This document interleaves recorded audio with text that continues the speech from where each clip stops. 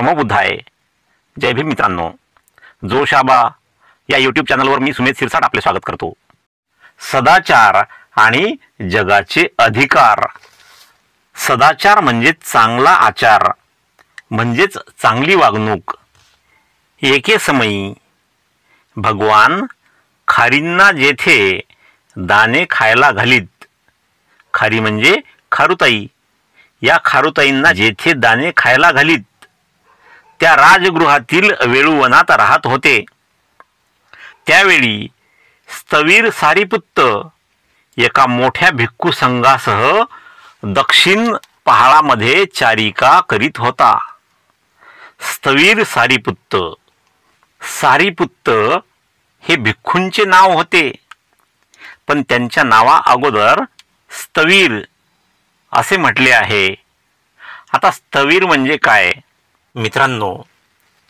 बौद्ध धर्मामध्ये श्रामणेर, भिक्खू, स्थवीर, महास्थवीर अशा वेगवेगळ्या उपाध्या आपल्याला ऐकायला मिळतात. या सर्व उपाधींचा अर्थ काय?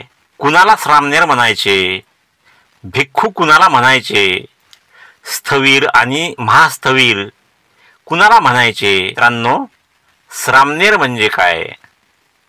श्रामणेर म्हणजे असा तरुण मुलगा किंवा मुलगी, मुलीला श्रामणेरी असे म्हणतात. असा तरुण मुलगा किंवा मुलगी ज्याने मुंडन करून, डोक्यावरील केस काढून अंगावर काशाय वस्त्र धारण केलेले आहेत. काशाय वस्त्र म्हणजे तपकिरी किंवा भगव्या रंगाचे वस्त्र. असे वस्त्र धारण केले आहेत आणि भिक्खूंकडून त्रिशरण पंचशील, दसशील ग्रहण करून नुकताच संघात प्रवेश केला आहे. अशा तरुणाला श्रामणेर आणि तरुणीला श्रामणेरी असे म्हणतात. श्रामणेराला भंते म्हणतात, परंतु त्यांना भदंत किंवा भिक्खू म्हणत नाहीत. श्रामणेरीला दसशील माता किंवा माताजी म्हणतात. मित्रांनो, वयाच्या 7व्या वर्षापासून मुलांना किंवा मुलींना श्रामणेराची दीक्षा दिली जाऊ शकते आणि त्यांची इच्छा असल्यास वयाची 20 वर्षे पूर्ण झाल्यावर उपसंपदा दीक्षा घेऊन ते भिक्खू बनू शकतात. उपसंपदा हा एक संस्कार विधी आहे. श्रामणेरांना भिक्खू बनवण्याच्या संस्कार विधीला किंवा दीक्षा देण्याच्या विधीला उपसंपदा असे म्हणतात. जोपर्यंत श्रामणेराची उपसंपदा विधी म्हणजेच दीक्षा विधी होत नाही, तोपर्यंत श्रामणेराला भिक्खू ही उपाधी मिळत नाही आणि उपसंपदा झाल्यानंतर यांनाच भिक्खू असे म्हणतात. आता बघूया स्थवीर कुणाला म्हणायचे. ज्या भिक्खूंच्या उपसंपदेला 10 वर्ष पूर्ण झालेली असतात, म्हणजे श्रामणेराचा भिक्खू होऊन उपसंपदा घेऊन ज्या भिक्खूला 10 वर्ष पूर्ण झालेली असतात, त्यांना स्थवीर किंवा थेरो म्हटले जाते आणि अशा भिक्खुनीला थेरी असे म्हणतात. तसेच ज्या भिक्खूंच्या उपसंपदेला 20 वर्षे पूर्ण झाली, अशा भिक्खूंना महास्थवीर किंवा महाथेरो असे म्हणतात. त्यावेळी स्थवीर सारीपुत्त एका मोठ्या भिक्खू संघासह दक्षिण पहाडामध्ये चारिका करीत होता. चारिका म्हणजे काय? बौद्ध भिक्खूंनी एका ठिकाणाहून दुसऱ्या ठिकाणी भिक्षा मागत फिरत असताना लोकांच्या कल्याणासाठी धम्मोपदेश करणे म्हणजे चारिका. अशा प्रकारे स्थवीर सारीपुत्त चारिका करीत होता. वाटेत राजगृहामध्ये राहिलेला एक भिक्खू सारीपुत्ताला भेटला. औपचारिक अभिवादनादी प्रकार झाल्यावर, औपचारिक म्हणजे नियम किंवा परंपरेनुसार केलेली कृती म्हणजे औपचारिक, म्हणजेच नियम किंवा परंपरेनुसार अभिवादनादी कार्यक्रम झाल्यानंतर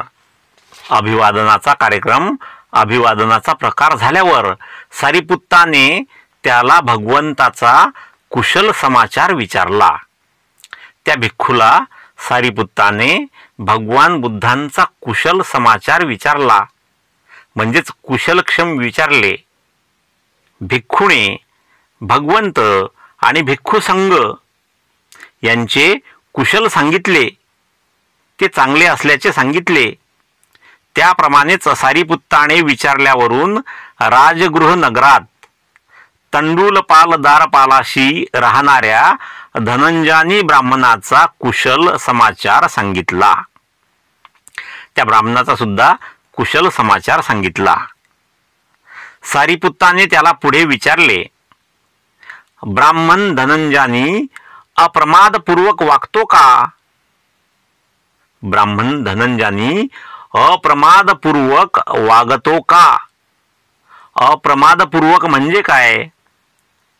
प्रमाद म्हणजे चुका करणे, चुका करीत वागणे म्हणजे प्रमादपूर्वक वागणे, आणि अप्रमादपूर्वक म्हणजे चुका न करता वागणे म्हणजे अप्रमादपूर्वक वागणे. तो धनंजानी चुका न करता वागतो का, म्हणजेच तो चांगला वागतो का? भिक्खूने उत्तर दिले, धनंजानी कसला अप्रमादपूर्वक राहू शकणार? म्हणजे धनंजानी ब्राह्मण हा अप्रमादपूर्वक म्हणजे चुका न करता कसा राहू शकणार? म्हणजेच तो चुका करणार, म्हणजेच वाईट वागणार. तो राजाचा उपयोग ब्राह्मण आणि गृहस्थ यांना नागवण्यासाठी आणि ब्राह्मण आणि गृहस्थ यांचा उपयोग राजाला लुबाडण्यासाठी करतो. कसा वागतो तो? तो धनंजानी ब्राह्मण हा राजाचा उपयोग ब्राह्मण आणि गृहस्थ यांना नागवण्यासाठी करतो. नागवणे म्हणजे लुबाडणे, लुटणे किंवा हिरावून घेणे, यासाठी तो राजाचा उपयोग करतो. आणि ब्राह्मण आणि गृहस्थ यांचा उपयोग राजाला लुबाडण्यासाठी करतो. सुशील कुळातून आलेली त्याची सुशील पत्नीही मरण पावलेली आहे. सुशील म्हणजे नम्र, शांत, संयमी आचरणाची व्यक्ती, अशी त्याची पत्नी सुद्धा मरण पावलेली आहे. आणि त्याने अलीकडे दुसरी पत्नी केली आहे. ती सुशील कुळातली नाही व स्वतःही सुशील नाही. यावर सारिपुत्त बोलला, धनंजानीची प्रमादशीलता ही फार वाईट वार्ता आहे. फार वाईट. धनंजानीची प्रमादशीलता म्हणजे चुका करत वागणे, म्हणजेच वाईट वागणे, ही फार वाईट वार्ता आहे, वाईट बातमी आहे, फार वाईट. एखाद्या वेळी एखाद्या ठिकाणी तो मला भेटेल, त्यावेळी या संबंधी मी त्याच्याशी बोलेन. दक्षिण पहाडातील आपला वास पुरा केल्यानंतर, म्हणजे आपला निवास पुरा केल्यानंतर सारिपुत्ताने आपली चारिका पुढे चालू केली. आपला धम्मोपदेश पुढे चालू केला आणि तो राजगृहाला आला. तेथे त्याने वेळुवनात वस्ती केली. सकाळी वस्त्र परिधान करून भिक्षापात्र हाती घेऊन तो राजगृहात भिक्षेसाठी गेला. त्यावेळी ब्राह्मण धनंजानी हा त्याच्या गायीचे दूध ज्या कुरणात काढले जात होते तेथे देखरेख करण्यासाठी गेला होता. कुरण म्हणजे प्राणी चरण्याची जमीन. अशा ज्या कुरणामध्ये त्याच्या गायीचे दूध काढले जात होते तेथे धनंजानी देखरेख करण्यासाठी गेला होता. भिक्षा संपवून परत आल्यावर सारिपुत्ताने भोजन केले आणि नंतर धनंजानीला गाठले. गाठले म्हणजे मुद्दामहून त्याला भेटले. त्यांना येत असलेले पाहून ब्राह्मण त्याला भेटायला पुढे गेला आणि म्हणाला, भोजनापूर्वी आपण दुग्धपान करूया, म्हणजेच जेवणापूर्वी आपण दूध पिऊया. सारीपुत्ताने उत्तर दिले, नको ब्राह्मणा, माझे जेवण झाले आहे आणि दुपारच्या वेळी मी एका झाडाखाली विश्रांती घेणार आहे. तूच तेथे ये. धनंजयीने ते मान्य केले आणि आपल्या भोजनानंतर तो सारीपुत्ताला भेटावयास गेला. सारीपुत्ताला अभिवादन करून तो त्याच्या बाजूला बसला. सारीपुत्ताने त्याला विचारले, सदाचरणासंबंधीचा तुझा उत्साह आणि कळकळ कमी झाली ना? सारीपुत्ताने त्याला विचारले, सदाचरणासंबंधीचा म्हणजेच चांगलं आचरण करण्यासंबंधीचा, चांगले वागण्यासंबंधीचा तुझा उत्साह. उत्साह म्हणजे एखादी गोष्ट करण्यात वाटणारा आनंद, आवड किंवा उत्सुकता म्हणजे उत्साह. असा तुझा उत्साह आणि कळकळ कमी झाली ना? कळकळ म्हणजे आदर, आस्था, आपुलकी किंवा काळजी वाटणे कमी झाली ना? तो ब्राह्मण म्हणाला, ती कशी कायम राहणार? म्हणजे सदाचरणासंबंधीचा उत्साह आणि कळकळ कशी कायम राहणार? कारण मला आता माझे आई बाप, पत्नी, कुटुंबदास म्हणजे कुटुंबातले दास, कामकरी, काम करणारे यांचे पालन पोषण करावयाचे असते. याशिवाय ओळखीचे लोक, मित्र, आप्त इष्ट म्हणजे नातेवाईक आणि पाहुणे, अतिथी यांना पाहुणचार करावयाचा असतो. माझ्या मृत पूर्वजांचे श्राद्ध करायचे असते. माझ्या मृत पूर्वजांचे श्राद्ध करायचे असते. श्राद्ध म्हणजे पितरांच्या म्हणजेच मृत पूर्वजांच्या आत्म्याला शांती लाभावी म्हणून त्यांना अन्नपाणी, वस्त्र इत्यादी गोष्टी अर्पण करण्याचा धार्मिक विधी म्हणजे श्राद्ध. असे श्राद्ध करायचे असते. देवदेवतांना बळी द्यायचे असतात. म्हणजेच देवाच्या पुढे प्राण्यांचे बळी द्यायचे असतात. राजाला करभार चुकवायचा असतो म्हणजे टॅक्स द्यायचा असतो. आणि उपरांत म्हणजे त्यानंतर, सर्वात शेवटी किंवा ते सर्व झाल्यावर म्हणजे उपरांत मला स्वतःसाठी मांस आणि पेयाची तरतूद करायची असते. सर्व झाल्यानंतर मला माझ्या स्वतःसाठी मांस आणि पेयाची तरतूद करायची असते. सारीपुत्ताने विचारले, धनंजयी, तुला असे वाटते काय की एखाद्या माणसाने आपल्या आईबापासाठी सदाचरण म्हणजे चांगले आचरण, चांगले वागणे आणि न्याय यांना सोडून वर्तन केले आणि ह्या संबंधी त्याला जाब विचारला असता तो अशी सबब सांगू शकेल काय की मी माझ्या आईबापासाठी हे सर्व केले, त्यांच्यासाठी सदाचरण आणि न्याय यांचे उल्लंघन केले म्हणून मला शिक्षा करू नका? तुला असे वाटते काय की एखाद्या माणसाने आपल्या आईबापासाठी सदाचरण आणि न्याय यांना सोडून वर्तन केले म्हणजे यांना सोडून वागला आणि ह्या संबंधी त्याला जाब विचारला? जाब विचारणे म्हणजे एखाद्या गोष्टीबद्दल किंवा वर्तनाबद्दल विचारणा करणे किंवा उत्तर मागणे. असे त्याला उत्तर मागितले म्हणजेच जाब विचारला असताना तो अशी सबब सांगू शकेल काय? सबब म्हणजे कारण सांगणे. असे कारण तो सांगू शकेल काय की मी माझ्या आईबापासाठी हे सर्व केले, त्यांच्यासाठी सदाचरण म्हणजे चांगले आचरण, चांगली वागणूक आणि न्याय यांचे उल्लंघन केले. उल्लंघन करणे म्हणजे एखादा नियम, करार किंवा कायदा मोडून त्याविरुद्ध वागणे. म्हणून मी कायद्याच्या नियमांच्या विरुद्ध वागलो, त्याचे उल्लंघन केले म्हणून मला शिक्षा करू नका? नाही, धनंजयी म्हणाला, अशा काहीही सबबी दिल्या तरी दैवीचा कारावास चुकणार नाही. म्हणजे अशा काहीही सबबी म्हणजे कोणतीही कारणे दिली तरी दैवीचा म्हणजे नशिबाचा कारावास म्हणजेच तुरुंगवास म्हणजेच जेल चुकणार नाही. सारीपुत्त म्हणाला, तो स्वतः किंवा त्याची पत्नी आणि कुटुंब त्यांच्या संबंधी असे समर्थन करू लागले की त्याने केलेले न्याय आणि सदाचरणाचे उल्लंघन हे आमच्यासाठी केले तर त्याचा काही उपयोग होईल काय? धनंजय म्हणाला, नाही. सारीपुत्त म्हणाला, त्याचे दास म्हणू लागले म्हणजे त्याचे नोकर म्हणू लागले की हे सर्व त्यांनी आमच्यासाठी केले तर त्याचा काही उपयोग होईल का? काही फायदा होईल का?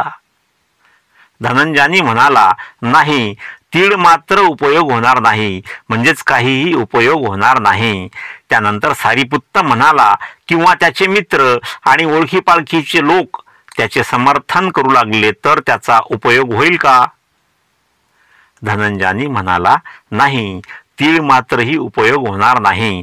परत सारीपुत्त म्हणाला, किंवा त्याचे आप्तेष्ट म्हणजे जवळचे नातेवाईक आणि अतिथी त्याचे समर्थन करू लागले तर त्याचा काही उपयोग होईल का? धनंजय म्हणाला, नाही, तीळ मात्रही नाही, थोडासाही नाही. त्यावर सारीपुत्ताने विचारले, किंवा जर त्याचे भूत पितर देवदेवतांसाठी किंवा राजासाठी त्याने हे केले असे समर्थन करू लागले तर ते चालेल काय? धनंजयने उत्तर दिले, नाही, तीळ मात्रही चालणार नाही. परत सारीपुत्त म्हणाला, तो किंवा इतर लोक त्याने केलेले सदाचरणाचे आणि न्यायाचे उल्लंघन हे सर्व आम्हाला अन्न आणि पेय मिळवून देण्यासाठी केले असे समर्थन करू लागले तर त्याचा काही उपयोग होईल का? नाही. धनंजय म्हणाला, नाही. त्यावर सारीपुत्त म्हणाला, जो आपल्या आईबापासाठी न्याय आणि सदाचरणाचे उल्लंघन करतो आणि जो कसलीही वेळ आली तरी न्याय आणि सदाचरणाचा मार्ग सोडित नाही, यांपैकी धनंजयाने कोणता मनुष्य अधिक चांगला ठरतो? एक मनुष्य आपल्या आईबापासाठी न्याय आणि सदाचरणाचे उल्लंघन करतो, न्याय आणि सदाचरण मोडून काढतो, आणि दुसरा कसलीही वेळ आली कोणतीही वेळ आली तरी न्याय आणि सदाचरणाचा मार्ग सोडित नाही, यांपैकी कोणता मनुष्य अधिक चांगला ठरतो? धनंजयाने उत्तर दिले, दुसऱ्या प्रकारचा, म्हणजेच जो कसलीही वेळ आली तरी न्याय आणि सदाचरणाचा मार्ग सोडित नाही, तो दुसऱ्या प्रकारचा मनुष्य अधिक चांगला ठरतो. कारण न्याय आणि सदाचरणाने वागणे हे अर्थात त्याच्या उल्लंघनापेक्षा श्रेयस्कर आहे. श्रेयस्कर म्हणजे ज्या गोष्टीने किंवा ज्या कृतीने चांगला किंवा योग्य परिणाम होतो अशी गोष्ट किंवा कृती म्हणजे श्रेयस्कर, म्हणजेच कल्याणकारक किंवा उपयुक्त अशी कृती म्हणजे श्रेयस्कर. सारीपुत्त म्हणाला, धनंजयाने आपल्या आईबापांचे पोषण करण्याचे न्याय आणि सदाचरणाचे असे दुसरे मार्ग आहेत. त्यासाठी दुष्कृत्य करण्याची आवश्यकता नाही, आणि हे मार्ग पत्नी, कुटुंब आणि इतर सर्वांच्याही परिपोषणाला मोकळे नाहीत का? सारीपुत्ताने विचारले. म्हणजेच सत्कृत्य करून, चांगली कृत्य करून आईबाप, पत्नी, कुटुंब आणि इतर सर्वांचेही परिपोषण केले जाऊ शकत नाही काय? धनंजयाने म्हणाला, सारीपुत्ता, ते मार्ग मोकळे आहेत, म्हणजे चांगले मार्ग सुद्धा मोकळे आहेत. यानंतर सारीपुत्ताच्या ह्या भाषणाने प्रसन्न होऊन त्याचे आभार मानून धनंजयाने उठला आणि आपल्या गृही परत गेला. मित्रांनो, हा व्हिडिओ तुम्हाला आवडला असल्यास कृपया व्हिडिओला लाईक करा, व्हिडिओ आपल्या मित्रांमध्ये शेअर करा, तुमच्या चांगल्या चांगल्या कमेंट्स मला पाठवा आणि पहिल्यांदाच या चॅनलला भेट दिली असल्यास कृपया या चॅनलला सबस्क्राईब करा आणि बेल आयकॉनला प्रेस करून त्याला ऑल वर सेट करून ठेवा, म्हणजे मी अपलोड केलेला प्रत्येक व्हिडिओ तुमच्यापर्यंत लवकरात लवकर पोहोचेल. भेटूया पुढील व्हिडिओमध्ये आणि तोपर्यंत जय भीम, जय भारत.